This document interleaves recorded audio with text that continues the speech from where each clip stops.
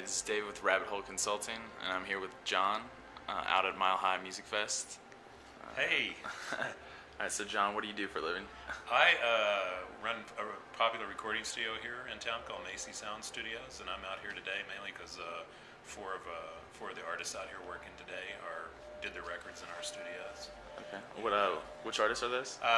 Well, Danielle Ate the Sandwich's new record just came out on that. John Common and Blinding Flashes of Light, who are on today. Matt Morris on his new Interscope release, and the New all cut their recent records at our place. So it's just coming out to visit, and we actually mixed Matt's set live for him because we know the record really well. Wow, okay. So we did his live mix. So are these all local bands you're working with?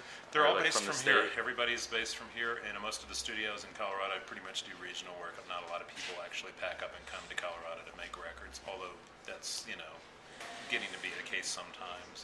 We've had people come to town just because they want to record in Colorado. For the most part, most of the studios were mostly regionally based. But we tend to work with the cream of the crop here, because we've been around for a while, and we do really good work. What do you think of sort of the lowering of production costs in recording now and how that's affecting the industry? It's a really interesting challenge for the studios.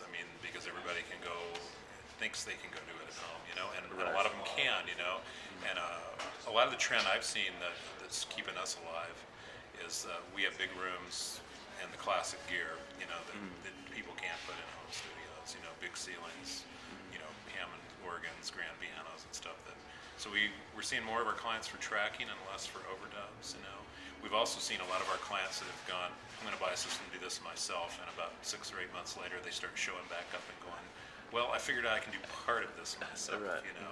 So we're seeing a lot more just tracking and mixing, and the middle overdub world disappearing from the studio world because so many people can go do that part at home, which I think it's very inspiring for the artists too.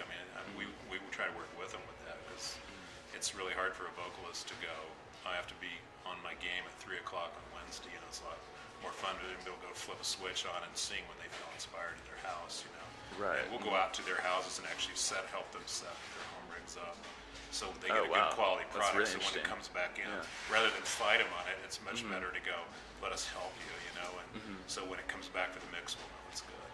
But it's a challenge. There's studios are dying left and right all over the country right now. Yeah, But I that's, think we're going to survive. that's really interesting. Yeah, I haven't heard of any studios doing that really, or at least not down in the New Orleans area where they're willing to go out and help people set up home studios. Yeah, it's like, Sort of- why lose the client? If you work with them, I know a lot of studios are real resistant to that. You can't do that. You should come here. And it's like, well, if you're going to do it, let's help you do it right. And then hopefully you'll come back and pick someone else. Yeah, I feel like that's definitely a great approach to take with the industry changing so much. Sort of be open with these newer artists. And we that, also like- we have 3 studios in our complex, and we also work with guys that if you understand Pro Tools and know it, we'll set you up in one of the rooms, get you on a really great mic rig or for new vocals, and let you can engineer it. We'll Wow, give you a yeah. cheaper rate, and rather than lose it completely, I'd rather have you in here working and getting really great. And then they'll come in and do a bunch of vocal takes on a killer rig, and then they go home and edit it all day. Wow. Yeah.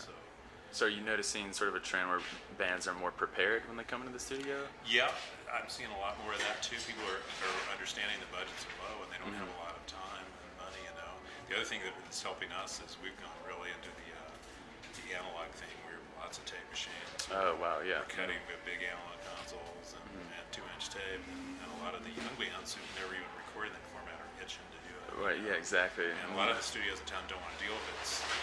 Tape machines are maintenance and time consuming to keep running correctly. So most people have gotten rid of them, but we just keep buying more. Yeah, that's great. Helps us a lot. Yeah, I know a lot of producers down in New Orleans that sort of feel like, a lot of people my age are sort of getting sick of like the compressed sound and like just MP3 everything. In a big room, that's Right, the other exactly. thing by having a bigger room where a band can come in and track live, as opposed to somebody's basement where we can't do that.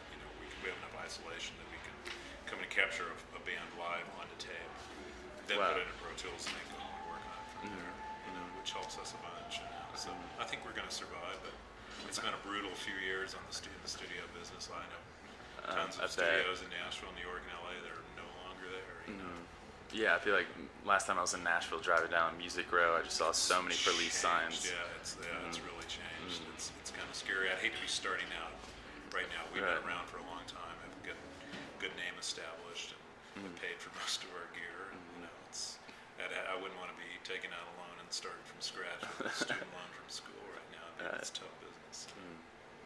Well, that's great, and I wish the best of luck of you. And this is John again with what's the studio? Macy Sound Studios. Macy Sound Studio. Do you have a website? MacySoundStudios.com. All right, everybody, go check it out. All right, thank you. All right, thanks.